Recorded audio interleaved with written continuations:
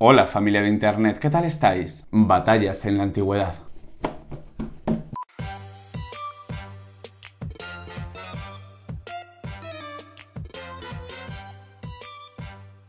Hoy vengo a enseñaros Onus Traianus, un juego de mesa de 1 a 4 jugadores con partidas de 30 a 120 minutos de duración y publicado en España por Dracoideas. Se trata de un wargame de simulación de batallas históricas en el que los bandos se enfrentan en una batalla en la Edad Antigua. Vamos a preparar la mesa. ¿Has soñado alguna vez con liderar poderosos ejércitos de la antigüedad? ¿Has disfrutado de una buena novela histórica sobre la antigua Roma y te habría gustado trasladarte a aquellos días en plena batalla? ¿Te gustaría poder cambiar la historia o reproducir lo que ocurrió en un escenario histórico? Para preparar la partida, decidid con qué facción vais a jugar, en este caso romanos contra celtas. Y en secreto, cada jugador elige a su general, los cuales tienen habilidades y atributos diferentes, y a sus unidades, sabiendo que la suma del valor de las unidades seleccionadas no podrá superar el valor máximo que decidáis para la partida, en este caso 1000 puntos, teniendo en cuenta el incremento que aporta al valor el general elegido. Ahora comenzad el despliegue en una mesa lo más grande posible. Cada bando desplegará sus tropas en los primeros 15 centímetros desde su fondo, dejando al menos 40 centímetros entre cada ejército. Empezando por el jugador con más cartas de unidad o al azar en caso de empate, cada uno va colocando una carta de unidad boca abajo en su área de despliegue hasta que todas están desplegadas. Entonces descubrid vuestras tropas. El jugador que colocó la última carta de unidad pone su marcador de general en una de sus unidades y a continuación lo hace el contrario. Barajad las cartas de acción, formando un mazo boca abajo, y reparte tantas cartas a cada uno como el valor de liderazgo de su general. El jugador inicial será el que gane en una tirada de un dado, sumándole el valor de liderazgo de su general. ¡Empezamos! Eres uno de los ejércitos de las grandes potencias de la época de máximo esplendor del Imperio Romano. Combinando cartas de acción con órdenes y eventos, realizarás combates épicos, impredecibles y emocionantes. Antes de empezar la partida tendréis que haber acordado las condiciones de victoria. La más común es por bajas, en la que si un jugador al inicio de su turno tiene unidades eliminadas o huyendo superiores al 50% del valor inicial de puntos de su ejército, debe realizar un chequeo de moral, sabiendo que si su general está muerto, falla automáticamente y habrá perdido. En caso contrario, tira 2 dados. Si el resultado es más bajo o igual que el liderazgo del general, sigue luchando. Si no, se retira y la partida termina inmediatamente. Después de comprobar esto, en tu turno realiza cada una de las siguientes fases en orden. Vamos a verlas. Fase 1. Activación. Juega todas las cartas de acción de tu mano que quieras, aplicando las órdenes situadas en la parte superior. Con mando, moral y salud se aplican sus efectos directamente.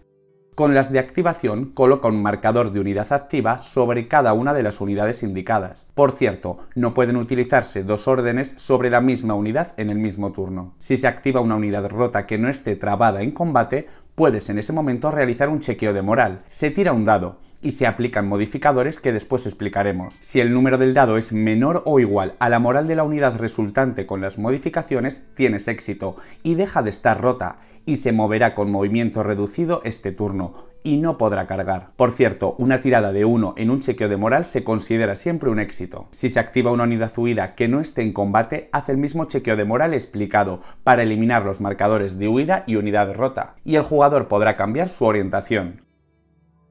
Quita después el marcador de activación. Fase 2. Movimiento. Las unidades activas que no estén en huida pueden moverse y girar, no estando obligadas a agotar toda su capacidad de movimiento y sabiendo que no pueden atravesar ni siquiera parcialmente unidades enemigas, pero sí unidades amigas, salvo cuando alguna de las dos tenga marcador azul, cuando la atravesada esté trabada en combate o sea una unidad de elefantes en huida.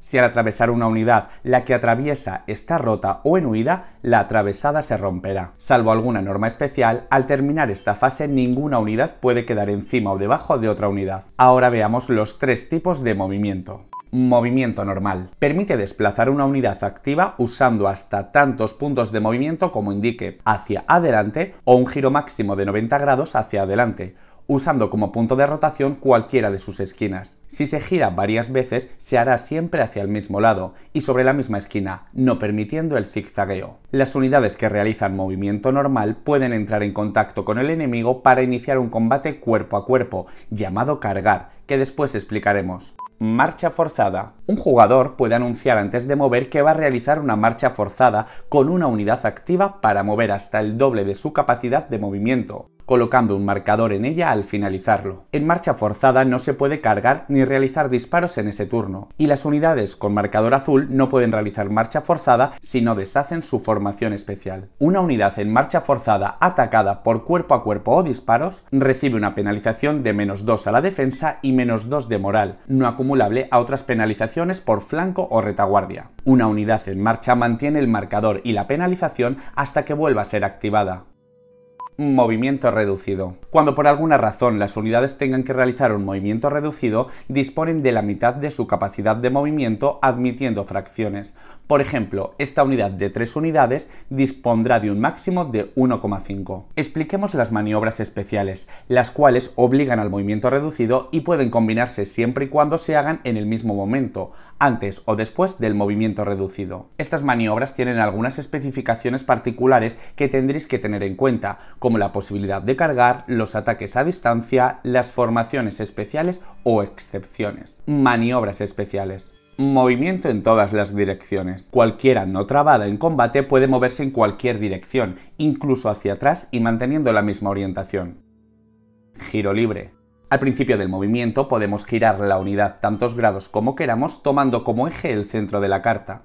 Movimiento en formación especial de falange y muro de escudos. Las unidades con marcador azul en falange o muro de escudos solo pueden moverse en movimiento reducido, pero pueden cargar. Alargar o acortar la formación. Al hacerlo debes colocar un marcador a izquierda y o derecha de la línea frontal de la unidad. Para cortarla simplemente retira 1 o 2 marcadores. Formación especial. Las unidades activas que no estén huyendo pueden al inicio o final de su movimiento reducido adoptar o deshacer una formación especial o cambiar de una a otra. Estas formaciones dan beneficios, como el muro de escudos que añade +1 a la defensa o punta de flecha que por ejemplo da una bonificación de +1 al ataque solo aplicable cuando la unidad carga. Formar en cuadrado, falange, romboidales y bravura son otro tipo de formaciones especiales. Realizar un ataque a distancia. Las unidades que deseen atacar a distancia en la fase siguiente, salvo hostigadores, solo pueden realizar movimiento reducido. Por ello, cuando una unidad con capacidad de disparar realiza movimiento normal, se le retira el marcador de activación. Ahora veamos otros conceptos. Cargar.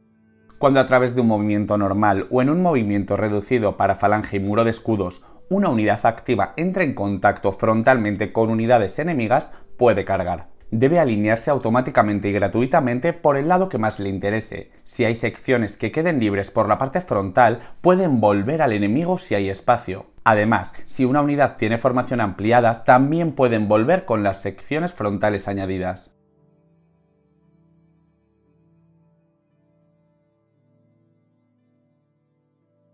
Si una unidad carga sobre un marcador de sección de otra unidad, por una parte que no sea frontal, los elimina, así como cualquiera que quede separado de la carta. Y la unidad recibe una herida por marcador retirado. En este caso no se elimina porque es su parte frontal, pero se pueden volver. Modificadores. Por cada sección que ataque por un flanco, el defensor tiene -1 a la defensa y -1 a la moral. Y por cada ataque por la retaguardia, el defensor tiene -2 a la defensa y a la moral. Si además hay otra unidad aliada atacando al mismo objetivo, el defensor sufre otro modificador de -1 a la defensa y a la moral por cada unidad enemiga adicional enfrentada. Los generales por su parte otorgan beneficios a la unidad en la que están, pero además a todas las unidades aliadas que estén en su rango de influencia reciben +1 a la moral. Si el general está huyendo, herido o muerto, todas las unidades aliadas presentes en la batalla tienen -1 a los chequeos de moral. Las heridas, por su parte, dan -1 a la moral y cada 3 heridas -1 a los valores de ataque, ya sea cuerpo a cuerpo o a distancia, manteniendo el mínimo de 1. Por último, hay eventos que ponen marcadores, 1 por unidad, como héroes, los cuales tienen bonificación de +1 a la defensa y la moral. Si un evento hace que una unidad no tenga oficiales, tienen penalización de -1 a ataque y defensa, cuerpo a cuerpo o a distancia, y -1 a moral. Y las unidades rotas tienen -1 a ataque y a moral. Activación de unidades trabadas en combate. Aunque no se hayan activado, están obligadas a combatir en la fase posterior de combate. Sin embargo, el jugador pudo haberla activado para envolver, reducir unidad ampliada, en cuyo caso recibe un ataque gratuito con un dado a dicha sección por el enemigo, como luego explicaremos. Puede también haberla activado para recolocarla, girándola 90 grados, manteniendo la enemiga en las mismas secciones frontales y sin eliminarle marcadores. También puede girarla 180 grados, que si al hacerlo retira marcadores de envolver, sufre el ataque de un dado, y recordando que en ambos casos la que ataque puede envolver como acabamos de ver. Una unidad trabada en combate activa, encarada al enemigo, también puede replegarse, moviendo hasta la mitad de su capacidad en dirección contraria al enemigo sin giros. Por su parte, el rival puede mantener la posición eliminando los marcadores de envolver sin consecuencias, o podría intentar mantener el contacto siguiendo a la unidad, salvo que esté trabada con otra. Si el rival tiene menos capacidad de movimiento, podrá llegar hasta el máximo que pueda. Por último, una unidad activada puede optar por retirarse, recibiendo inmediatamente un ataque sin réplica, con tantos dados como secciones tenga el enemigo en contacto. Si posteriormente no ha huido, se retiran los marcadores de envolver y se considera desenganchada, pudiendo moverse, girar. Fase 3. Disparo. El ataque a distancia permite disparar con diferentes armas indicándose con valores mayores a 0. El primero indica su valor de ataque para impactar y herir,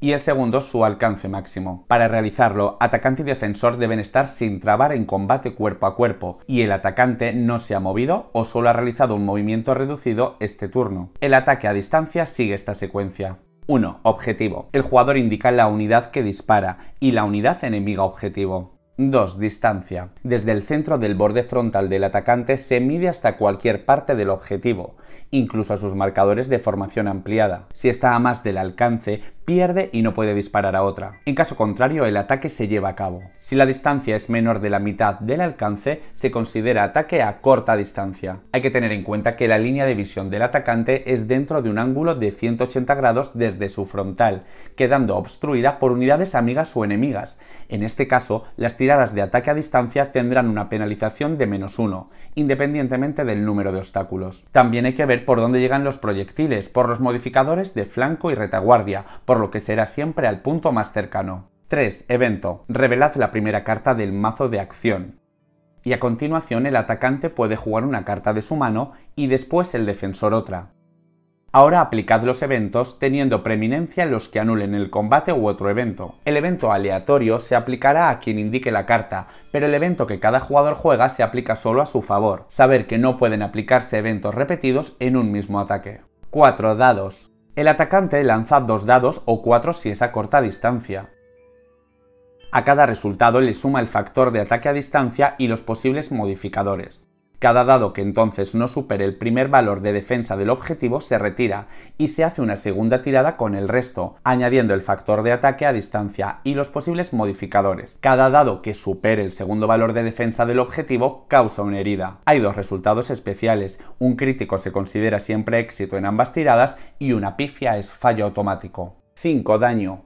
Si el número de heridas acumuladas equivale o supera el valor de vida del objetivo, es eliminada. Si ha recibido heridas en este ataque pero sigue viva, realiza un chequeo de moral, como explicamos antes, que si fallas quedará rota o si ya estaba rota, huye. 6. Huida. Si la unidad huye, inmediatamente se mueve hacia su línea de retaguardia, eliminando cualquier marcador azul o de envolver, colocando el de huida. Fase 4. Hostigadores. Los hostigadores que se hayan activado este turno y que durante la fase de movimiento no agotaron todos sus puntos de movimiento, pueden en esta fase continuar moviendo las no usadas, pero nunca realizar una carga para entrar en combate cuerpo a cuerpo. Fase 5. Combate. Ocurren todos los combates cuerpo a cuerpo en el orden que el jugador activo quiera, tanto los originados por cargas en este turno como los de unidades trabadas en combate en turnos anteriores, en los cuales también se considerará atacante. Si una unidad está en combate con 2 o más enemigos, se realiza un combate con cada uno de ellos. El combate cuerpo a cuerpo sigue esta secuencia. 1. Evento. Es similar al explicado en el ataque a distancia, sabiendo que si el evento aleatorio presenta una espada, favorece al atacante, si es un escudo, al defensor. Mencionar que hay tres tipos de combate cuerpo a cuerpo: el simultáneo, que es el normal que explicaremos ahora, el único, que se le permite a unidades con habilidad Sarisas, y el combate prioritario, en el que una unidad que tenga esta característica por alguna razón ataca primero aunque sea defensora, y puede hacer pasar por chequeo de moral a la unidad afectada, y si sigue viva y no huye, realiza entonces su ataque contra la prioritaria. 2. Dados. En el combate cuerpo a cuerpo se cuentan todas las secciones frontales del atacante en contacto con las del defensor, y por cada una, tanto atacante como defensor tiran un dado, siempre el mismo número ambos. Se suman los factores de ataque para impactar de cada uno, así como los modificadores, y después se hace la segunda tirada para herir, teniendo en cuenta como siempre los críticos y pifias.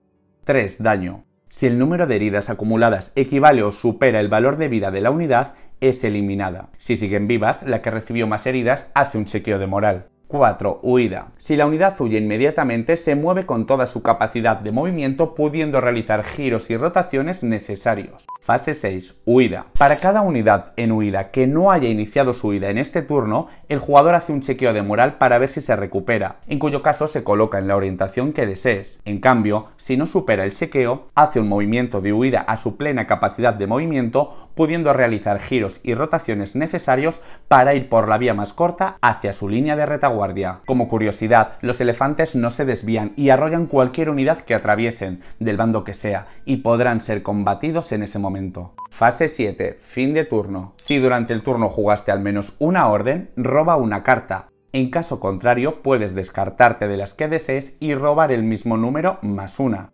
O puedes elegir robar 3 cartas. Ahora descártate hasta tener máximo tantas cartas como el valor de liderazgo del general. Y ahora pasa el turno al siguiente jugador. Habilidades de las unidades. Son habilidades especiales cuyo efecto es permanente. Hay algunas relacionadas con los tipos de terreno y otras como atletas que pueden mover una unidad adicional al cargar contra el enemigo. Los hostigadores, que pueden realizar maniobras especiales y disparar haciendo movimiento normal, o que se retiran de un combate sin recibir ataque de oportunidad. Los profesionales pueden tirar otra vez el dado al atacar si les sale una pifia, y la firmeza, que pueden romperse pero no tienen por qué huir. Terror, mortal, jabalinas, lanceros son más habilidades de las unidades. Onus Traianus incluye escenarios históricos para recrear batallas reales, así como reglas opcionales que aumentan la rejugabilidad del juego, además de modalidades diferentes para partidas a más jugadores. Espero que os haya gustado Onus Traianus. Se trata de un juego de guerra que permite partidas muy diferentes, gracias a la cantidad de facciones que recogen multitud de posibilidades en este contexto histórico épico. Si te ha gustado el vídeo, compártelo con tus amigos, no olvides suscribirte al canal de YouTube y puedes entrar en mi web para tener más información de este y otros juegos. Además, si quieres contenido exclusivo y participar en las quedadas de Madrid, puedes participar en mi Patreon en el enlace que te dejo en los comentarios. Y ahora, ¡a recoger!